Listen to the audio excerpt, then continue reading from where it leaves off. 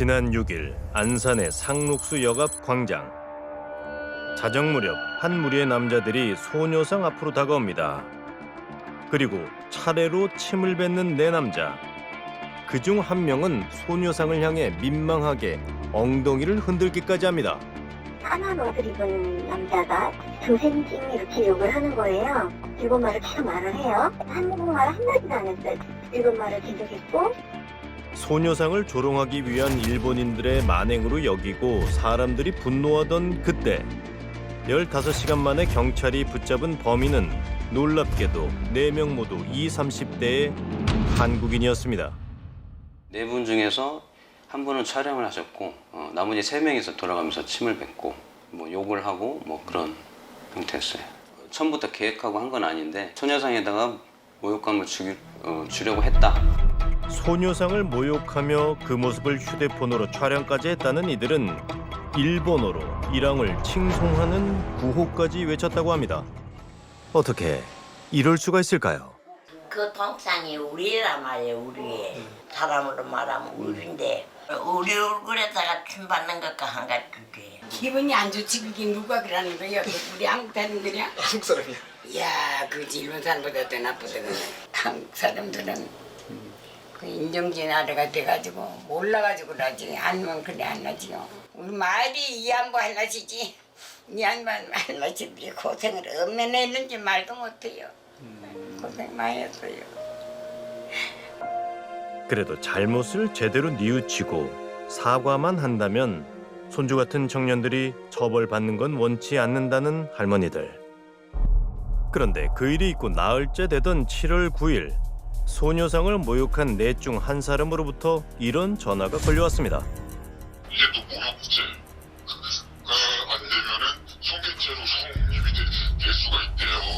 그래서 뭐 저라도 고생하려고요. 아니 근데 고소를 안 당하시려고 사과하는 게 중요한 게 아니라 할머니들한테 죄송한 마음으로 사과하는 걸 원하는 거거든요. 저희는 저희 입장은 오시면 다 같이 오셔서 사과해 주시는 게 가장 좋지 않을까.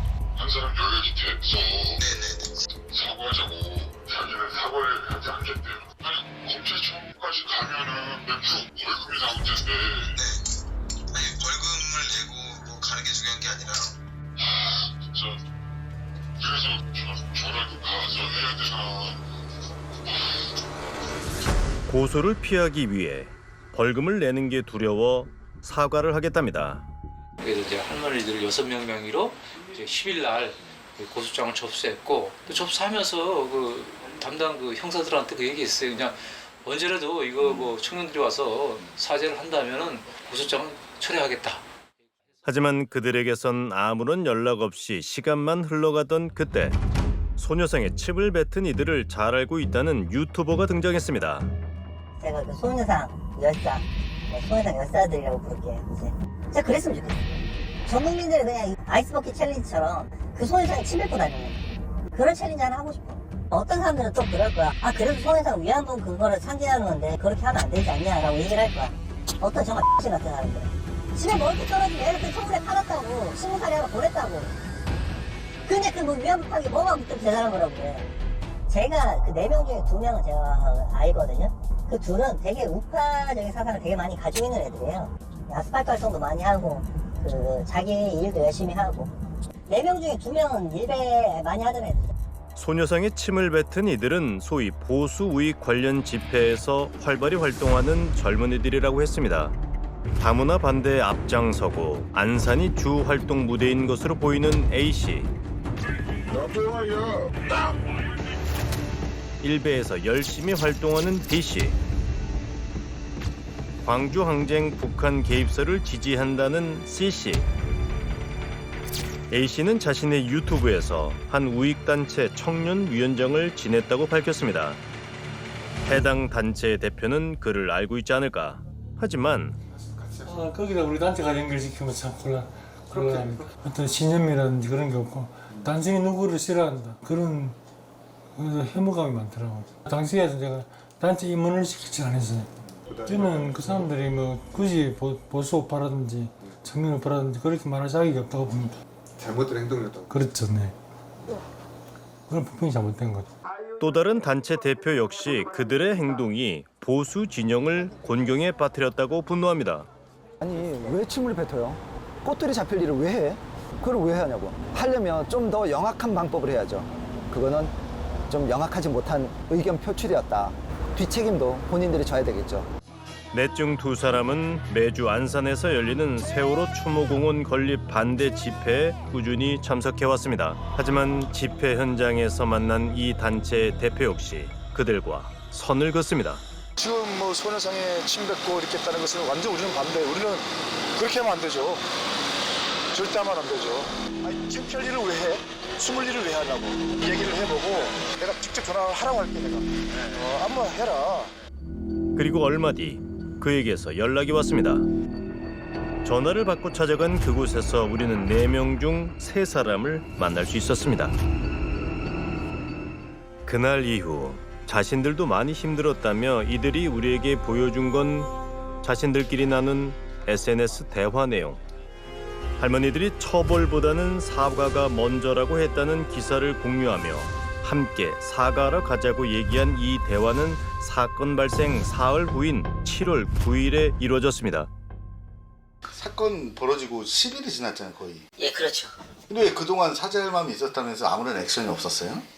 저희가 비공개로 해도 남의 집에 기자들이 숨어 있다가 저희를 찍을까봐. 이 한국의 언론이 작용화가 되었기 때문에 그 파블로프의 개돼지들이 저희들을 계속 인민재판을 한다는 그 생각을 예감을 가지고 있었고요. 자신들의 신상이 알려지고 비난받을 게 두려워 사과를 하지 못했다는 이들은 할머니들을 비하하고 모욕할 생각은 없었다고 강조합니다.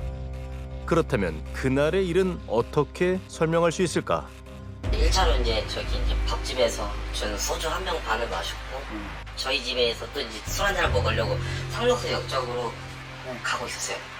그런데 갑자기 그 조형물을 보고 욱하는 마음에 그러니까 실수를 범했던 거예요. 절대로 위안부 할머니들한테 특정적으로 집어가지고 그런 피할 생각도 없었어요. 술김에 우발적으로 벌인 행동이란 겁니다. 그런데 A씨는 8개월 전에도 자신의 SNS에 이런 사진을 올린 일이 있습니다. 그리고 지난 6일 소녀상을 모욕할 당시 이들은 휴대폰으로 촬영까지 했습니다. 정말 단순한 실수였을까?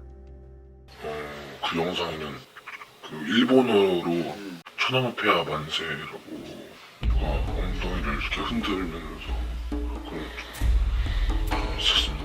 그 말도 했다던데? 분노를 벌레라고. 아, 그건 일본어로 제가 영상을 찍으면서 그러니까 일본 애들이 쓰는 욕을 했었어요, 제가. 그래서 한국 사람 총꼬라 그래요. 네, 총꼬. 네, 벌레 새끼란 뜻이에요, 그런 게. 일본에서 혐한 운동을 주도하는 극우 네티즌이 한국인을 비하며 쓰는 욕을 했다며 당당히 말하는 A씨. 사실 그거는 동상에 불과하죠. 동상에 불과한 것이고 할머니들 지칭해서 욕을 한 게 아니에요. 동상은 동상일 뿐이에요. 오히려 그 조형물 때문에 너무 반일 선동을 함으로써 한일 양국 관계가 틀어지고 그만큼 그 일본 사람들 입장에서는 혐한을 할 수 있기 때문에 어르신들을 정치적으로 이용해서 한일 간의 양국 관계를 파탄내고 점점 사람들을 개돼지로 양산시키는 거에 대해서 우리는 저걸 막 분노가 끌어오른 거예요. 그 주치 상태인데 민감하잖아요. 저희가 일제시대 때 이렇게 막 침략을 당했지만 이 대한민국에 철로를 깔아주고 빌딩 이런 건물도 세워주고 이 나라가 이제 그 미개한 국민성이라든가 그런 아직도 그 대부분 사람들 정신머리가 구한말 조선시대의 그 정신머리를 가지고 있기 때문에 그거에 대해서 반환을 한 것이고요. 일본의 근대화를 받아들이는 거죠. 네. 근대화요? 지금도 우리나라 근대화 안 됐나요? 그러니까 옛날에 일본의 근대화라든가 지금 그 일본의 그런 성숙한 시민의식들 그런 거에 대해서 본받아서 일본의 전통 문화라든가 식민 지배를 정당화하는 일본 우익들의 주장을 고스란히 되풀이하는 이들. 이들이 생각하는 애국이란 어떤 걸까요? 첫 번째가 제 아직은 반중이에요. 반중. 북한 인권 행사라든가 난민 반대 이런 거 페미니즘을 반대합니다. 세월호 특별법에 그쪽도 반대합니다. 우리 쪽 시위라는 시위는 거의 다 나가시겠네요. 네, 맞습니다. 아무런 소속과 관계없이 저는 제일 자발적으로 고등학교 3학년 때부터 10년 넘게 다양한 집회 현장을 누비고 다녔다는 A씨. 아스팔트 집회 나가면요 뭔가 좀 이게 막 가슴에 막 끌어올라요. 나도 투사다 이런 자부심이라든가 그런 게 있잖아요. 그가 싸우는 대상은 북한과 여성, 세월호 유가족 그리고 외국인 노동자들입니다. 다문화 반대 집회에 가장 열심히 참여해왔다는 B씨. 그런데 그의 어머니 역시 러시아 사람입니다. 이제는 진짜 다문화 가정이잖아요. 그런 본인 근데 그러시고 저는 유럽권이잖아요. 러시아요. 러시아는 믿게 나라가 아닙니다. 근데 방글라데시나 동남아나 인도 그런 나라들은 아주 환경이 열악한 나라잖아요. 그러니까 그 나라가 미개하고 하니까 그 사람들 습성도 그렇게 미개하게 돼가지고 막 술 먹고 범죄 저지르고 저는 그렇게 생각해요. 이들은 그것이 애국의 길이라 굳게 믿고 있습니다. 반사회다 그러니까 뭐라 해야 되지 반국가 단체라든가 이런 예를 들어서 이제 이 나라를 갉아먹는 그런 좌파 그러니까 좌파라고 말하는 그 쓰레기들에 대항하기 위해서 나가는 거예요. 전문가들은 일베와 유튜브가 결합하는 현실에서 극단적인 주장이 더 자극적으로 확대 재생산되고 있다고 우려합니다.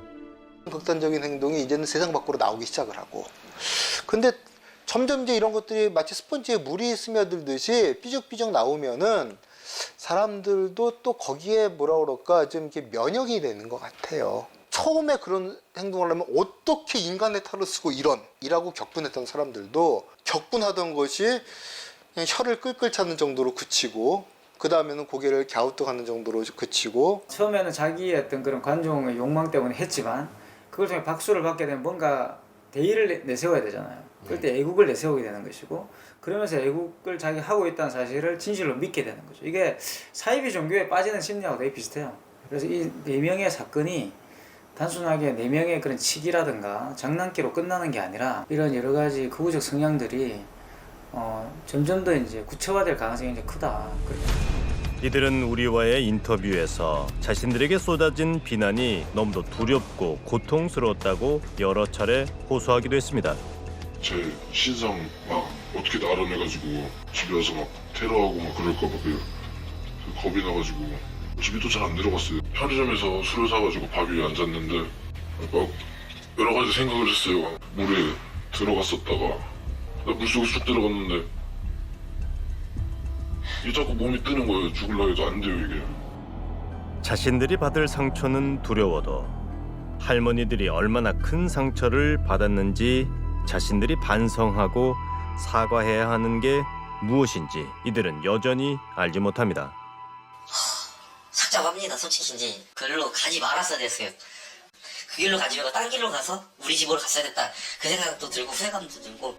힘없고 약한 이들을 향한 브레이크 없는 분노는 그 어느 때보다 빠르고 위험하게 질주하고 있습니다.